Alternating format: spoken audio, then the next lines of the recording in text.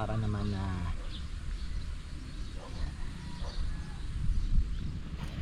init ah. Ito na. Dapat talaga medyo mababa para yung tubig pupunta doon pag dinilig mo, no?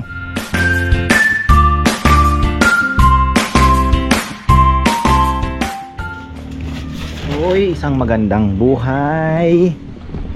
Magtatanim tayo ngayon mga ka-farmer. Ayan, si Kongkong pinaayos ko na habang ako po ay naghatid ang estudyante. Ayan, kahapon wala tayong vlog. Isa lang palang vlog ko. Hindi ko pa pala na let go. Ayan, langaw is real. Ayan, langaw is real. Sana naman ay mapansin na ating mayor, ang butihing mayor na teka,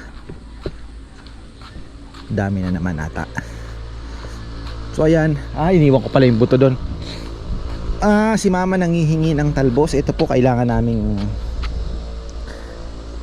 ano bang pwede natin dito, replant or patubigan ng talagang tubig na baha-baha mga farmer, kasi medyo ano na yung lupa, medyo matigas na yan.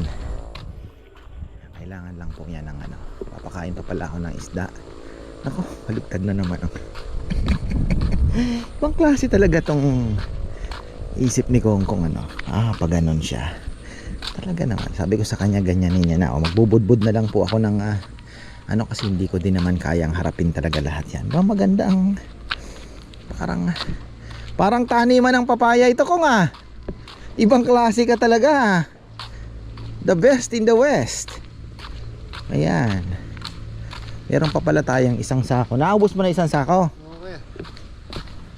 Ano kuya, para maluwag yung mga... Ito nga pinag-iisipan ko putulin. Ayaw ni ate mo. Hindi mo namumunga. Anong binibigay na ano? Benepisyo. Oo.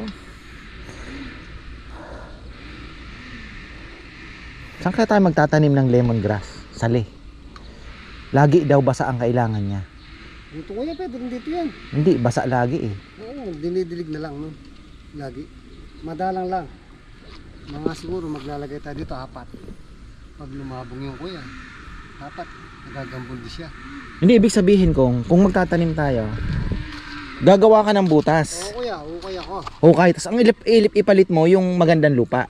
Oo kuya, pwede rin. Doon tayo magtatanim. Pwede rin yung kuya, yung ganyan ito. Oo. So yun na lang ang gawin mo, no? Mag-ukay ka na. Okay ako. May makukuha ba tayong pantanim diyan? Meron siguro, kahit yung mga tinanim ni John doon, ilipat natin yung doon sa may abukaduhan, no? Abukado mo, linagyan pa ng... Ay,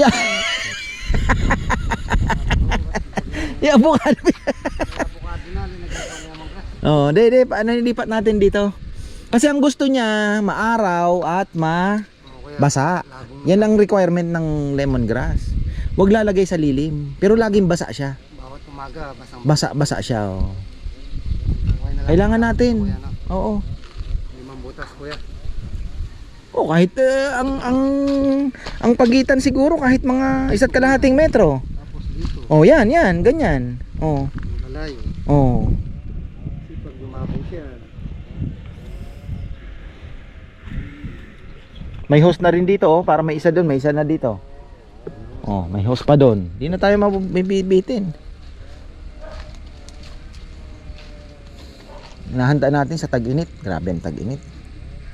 wala kuya. Oh, di ka ba kumuha ng papaya mo? Hindi kuya. Mag-uwi ka. Dami nating papaya. Di ko na, pag nakabalot, di mo napansin. Kuya, hindi ko nga alam. May inog na pag nahulog Kaya na nga yung dalawa kuya. Ha?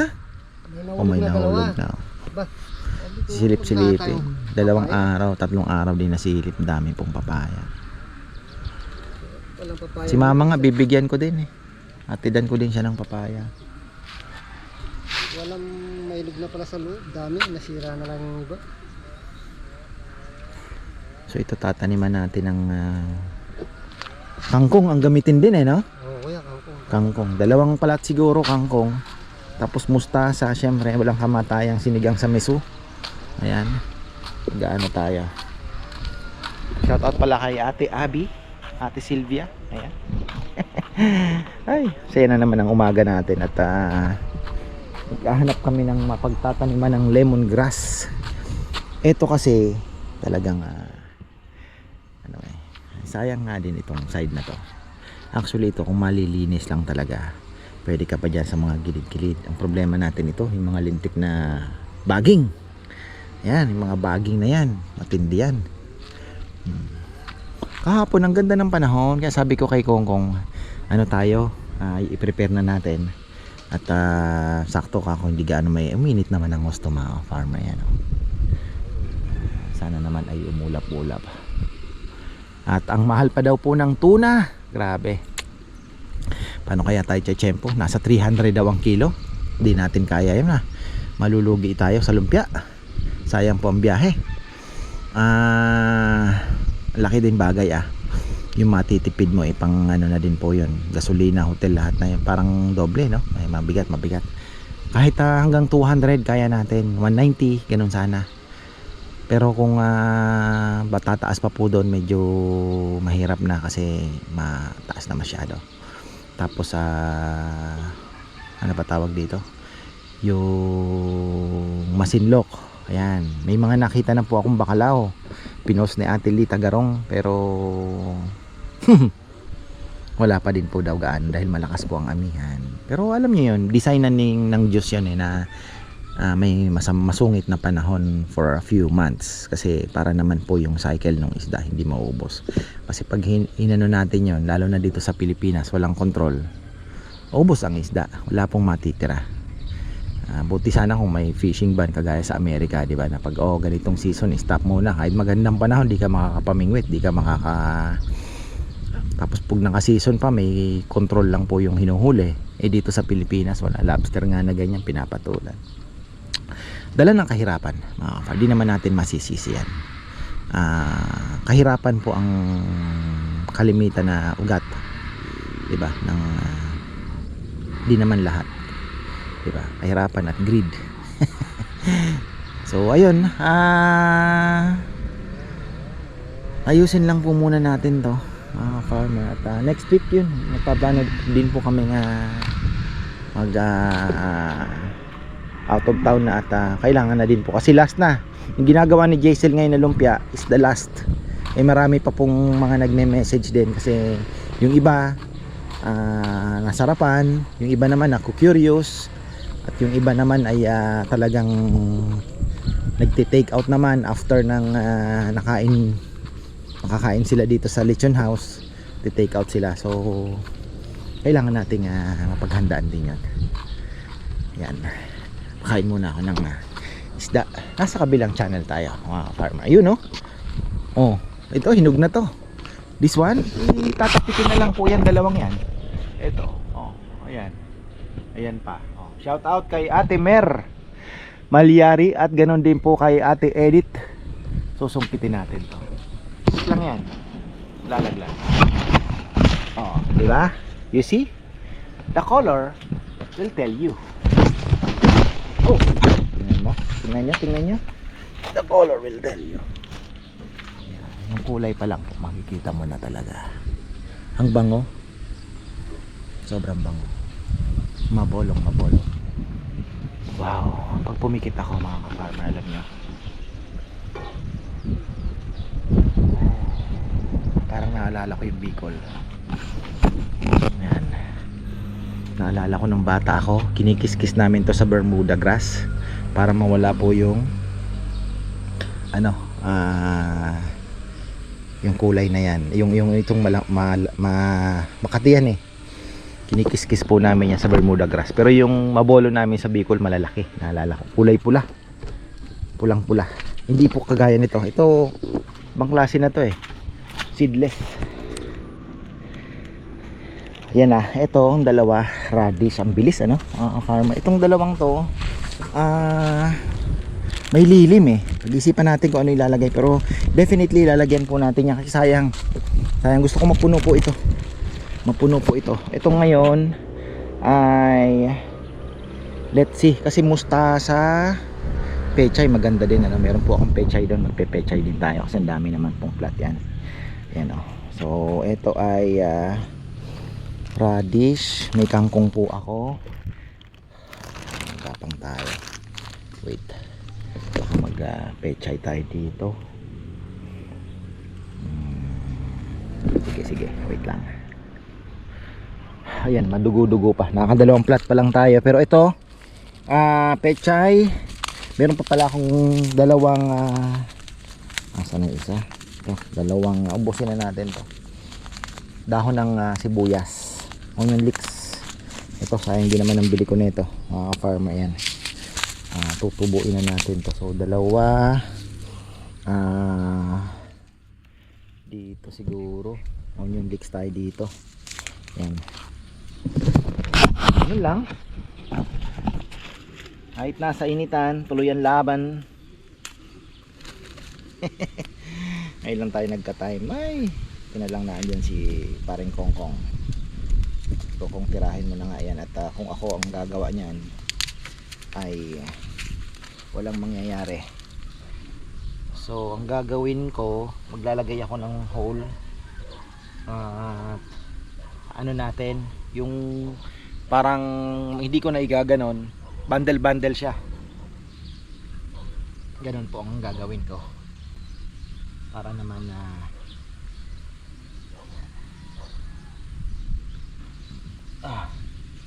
main ako ng isang pirasong mangustin. Maasim siya kasi hindi siya ganong hinog. Panahon kasi ng mangustin ngayon, pero 180 pa rin po ang kilo. 180. Ilang piraso lang.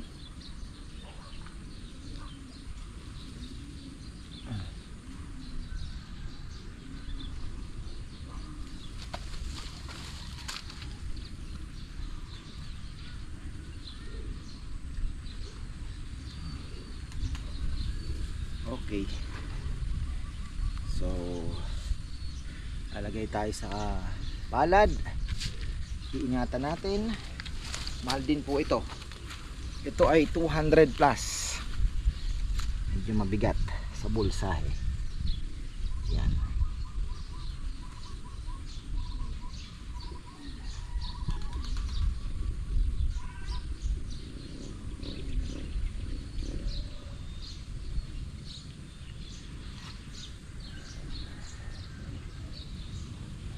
Parang mas maganda tong style na to.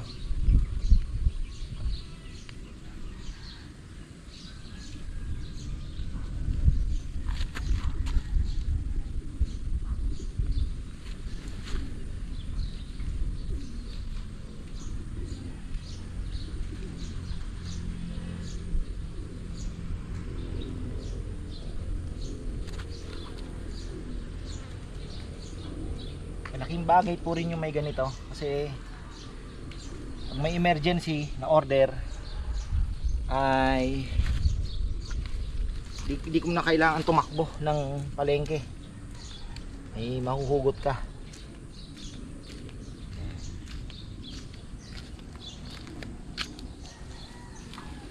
Sibuyas ito. Di ba dati nakapagpatubo din tayo ng ganito? Oo, yan. Mahaba din.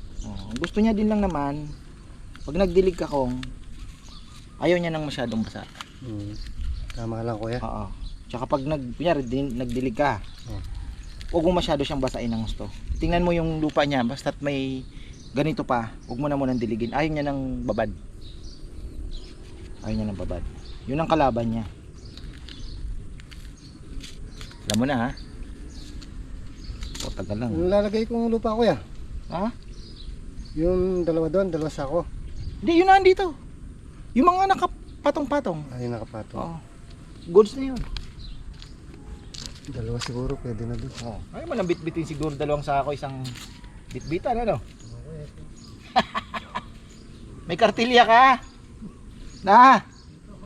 Ha? Very good. Yun ang gusto ko sa'yo.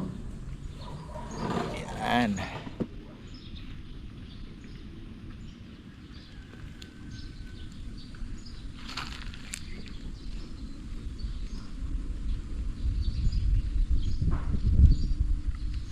Nulang tayo konti.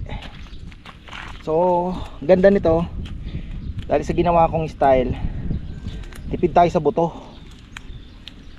Kailangan i-magnum po ito dahil sprayan po ng magnum, daming langgam, hahakutin po yan. Napaka-importante lalo na po kung maliliit ang inyong buto. Kailangan nyo pong mag-spray ng insecticide, especially yung panglanggam, kasi hahakutin po ng langgam yan. Magugulat kayo, wala na kayong inaasahan pala. Yan ang based sa experience po namin. Yan, napaka-importante na may follow up po kayo. Kagaya ng mga mustasa na yan, hahakutin po nila yan. 2 down, 1, 2, 3, 4. Bilis ano. Ito naman tayo. Dito ay pechay. Guguhitan na natin.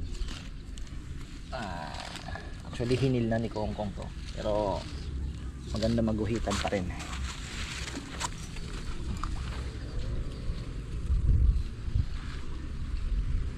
Maganda, may nakakapitan oh.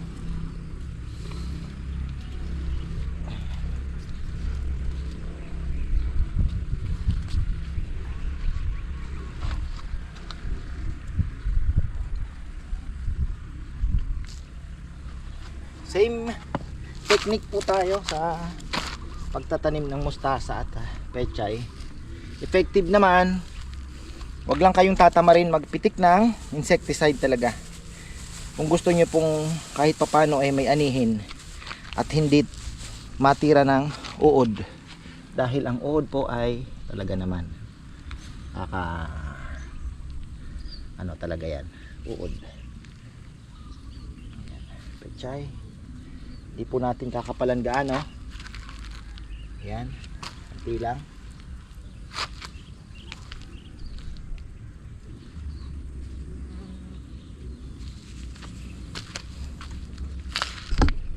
Yan.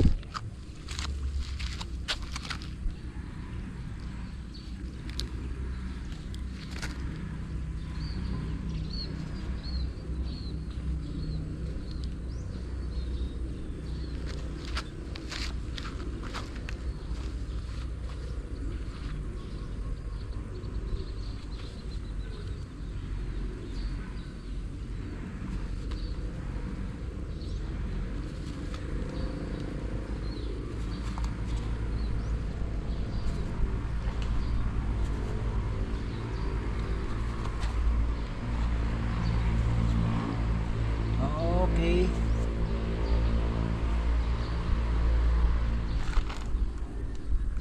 Ganyanin nyo na lang para medyo nakaano siya, takpan ng konti. Ayan o.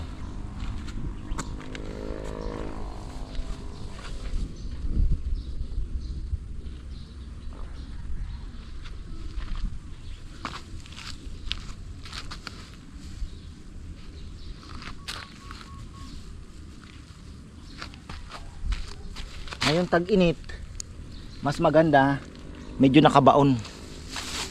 Medyo nakabaon kasi ano na rin po, mas mabilis siyang mag-germinate. Okay.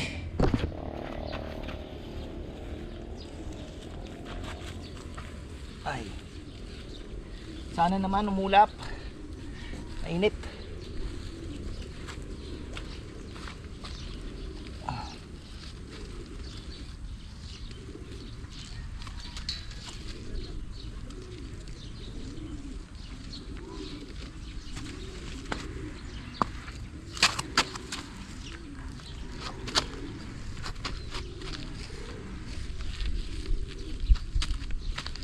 Yan.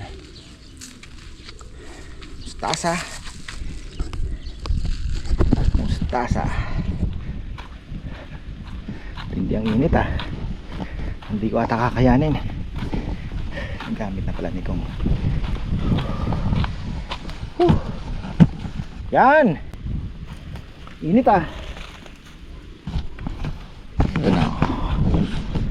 Dapat talaga medyo mababa para yung tubig pupunta doon pag dinilig mo, no? Yung nagbigay sa atin, sa gilid lang daw ng pilapil ng palay, sa bukid, basa lagi. Okay. Yan, kakapal na. Okay. Ha?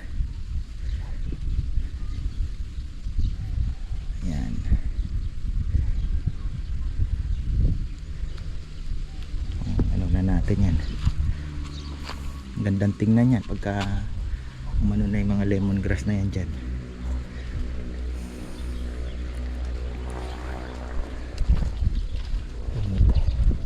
So ang kangkong natin pwede dito. Ayan. Ano tayo doon? Dalawang mustasa. Tapos kangkong. May kale pa nga ako eh. Yan o. Susunod natin magbawas ng kangkong. Na. Tatakpan na yung fish pond eh. Hindi natin napapansin. Mabilis gumapang ano? Ang bilis gumapang. Pero kailangan mo na magpababa ng tubig tapos tambak. Para hindi na ano dun. Sana.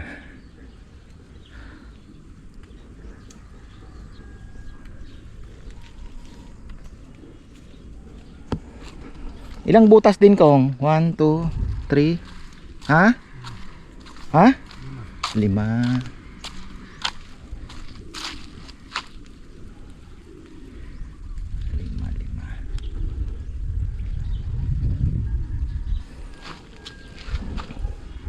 Dito kaya sa mga gilid-gilid dito kong. Kaya lang yung tubig dyan, ang bilis mawala, no? Oo, kuya. Pag tagulan naman, Maganda. sobrang tubig yan.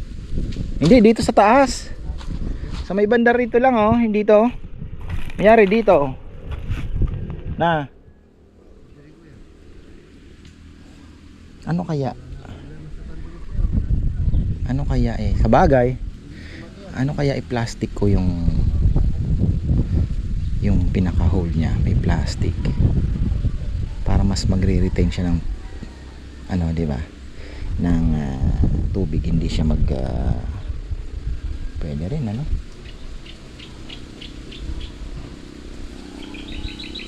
Oo, pwede.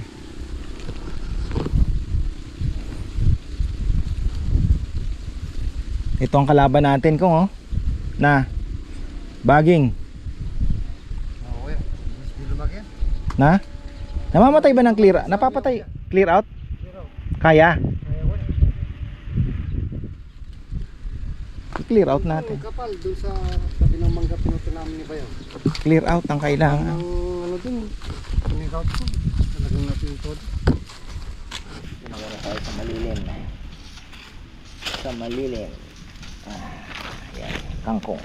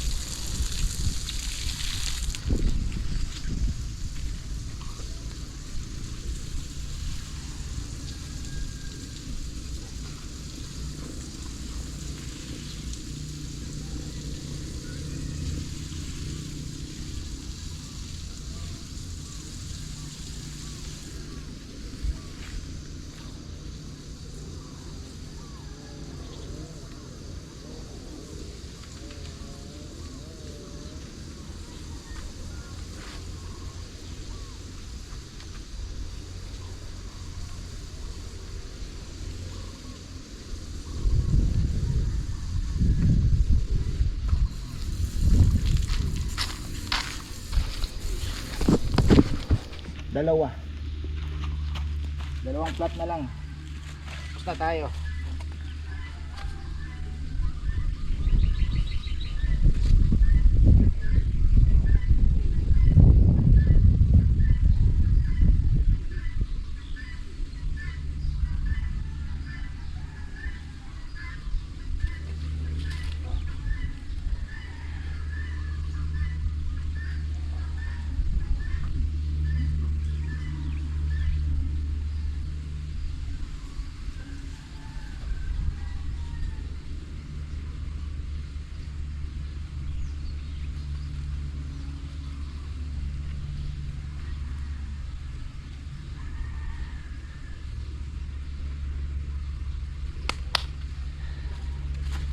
Alright. Dalawang plat. Inuna ko na dito kasi medyo malilim. Tapos isa, dalawa. Ayan. Dalawa. Okay na to. Dalawa na lang po ang wala. So mustasa na lang po ito. Dalawang mustasa. Ay, pero ang tindi ng init. Alas 12. Baka tayo ma-heat stroke. Dalawa na lang naman yan. Kayang-kaya na po yan mamaya. At spray tayo ng bagay Magnum pala. Ayan. Ayan. Tapusin na natin itong ating tinaniman. Dalawang plat na lang. Ayan na. Ayan ang ulap. Thank you. Time check. 2:10. Alas 2 Gs. So bali ang wala pa lang tanim ito. At ito. Ayan, tayo ay mag-i-spray na ng Magnum as promised kasi ang langgam mga farmer, kung kayo po ay namumroblema sa langgam, antik o ayan, basta langgam sa inyong mga halaman, lalong lalo na po sa mga silihan o ano man, Magnum po maganda. Kaya lang ang Magnum po medyo mainit. At ingat po tayo sa pagtimpla. Parang tumutulo tumutulo ang likod ko. Medyo dahil buto pa lang naman. Yan yung mga langgam kailangan talagang mapatay. Lalabasan na sila. Ayan. Kita nyo yung mga langgam na yan. Lalo na't bagong tanim pa lang yung buto natin. Ako, titirahin nila yan pagka hindi natin nalagyan. At least wala na sila, wala nang aasungot sa ating mga bagong tanim na buto. Pero yung iba may mga nilalagay na po sila. Nakita nyo yung mga kulay-kulay na yon, insecticide na rin naman po yon. At yun, medyo pangontra na din naman po yun sa mga unwanted aatake, baga mga umaatake sa buto. So ito ay radish. Uminit. Patay tayo dyan. Uminit. Sana naman ay magtago uli ang araw dahil kaya nga ako lumabas. Sabi ko wala nang init.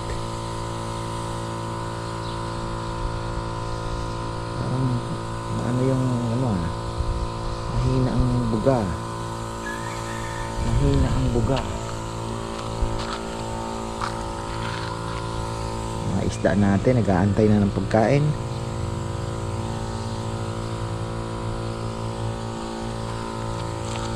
Mamaya hapon didiligan uli ito.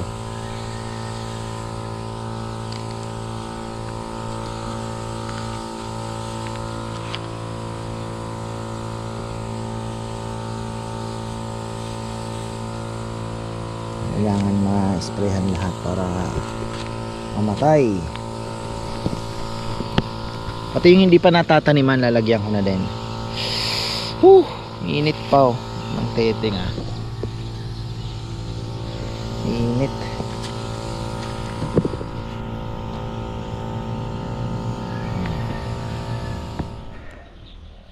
So ayan mga farmer, hindi ko kinaya, sobrang init.